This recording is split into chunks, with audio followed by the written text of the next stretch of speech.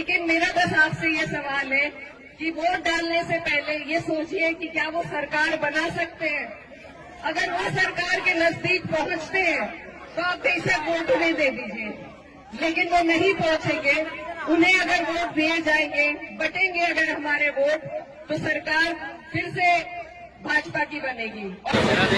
और एक हमारी बहन यूपी कैराना से भी यहाँ आई हुई है, जो बोल रही थी कि अगर यहाँ ओवैसी साहब को वोट देंगे तो उनकी हुकूमत तो नहीं बनेगी, लेकिन यहाँ पे बीजेपी आ जाएगी। तो मेरी बहन एहरा, हमको बहुत खुशी होती थी ये देखकर कि एक कैराना से हमारी बहन है जो इतनी काबिल है, लेकिन अब हमें देखकर ये अफसोस होता है कि तुम हमारे दुश्मनों के हाथों की तलवार बन रही हो।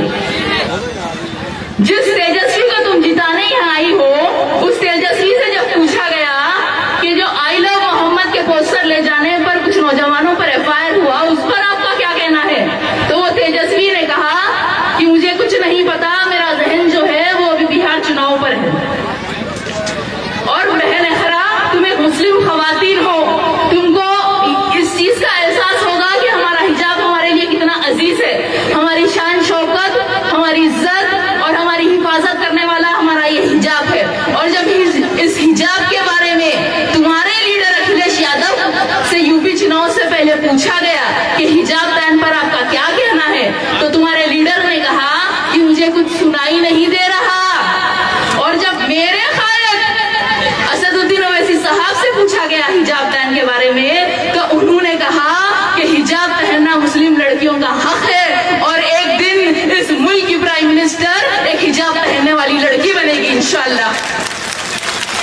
तो बहन एहरा, तुम्हारे सदर और मेरे सदर में इतना फर्क है। और जो तुम ये बात बोल रही हो कि यहाँ पे हम हुकूमत तो नहीं बना सकते, तो तेलंगाना में भी वैसे हमारी कोई हुकूमत नहीं है, वहां भी हमारी हुकूमत नहीं है। 119 में से वहां सिर्फ हमारे 7 एमएलए और 17 में से 1 एमपी है, लेकिन वहां जो भी हुकूमत होती है उनको हमारी जरूरत पड़ती है, हमें उनकी जरूरत नहीं पड़ती।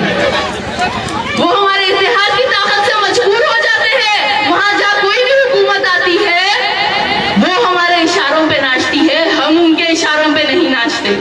तो हम यहाँ सीमांचल बिहार में भी हुकूमत बनाने नहीं आए हैं, हम सिर्फ इतना चाहते हैं कि सीमांचल के लोग किंग मेकर बने। हम नहीं चाहते यहाँ पे एनडीए की सरकार बने।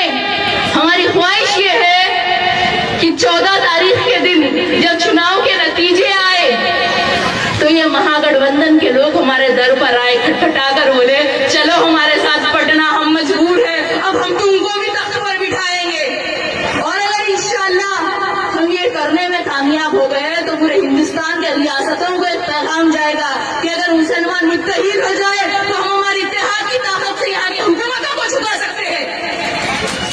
और सिर्फ रियासतों के चुनाव में नहीं, लोकसभा इलेक्शन में भी हम किंग मेकर बन सकते हैं इंशाअल्लाह एक दिन। इस बात को जहन में रखिए कि आज नीतीश कुमार के 12 एमपी और चंद्रा बाबू के 14 एमपी की तरफ से एनडीए की सरकार है।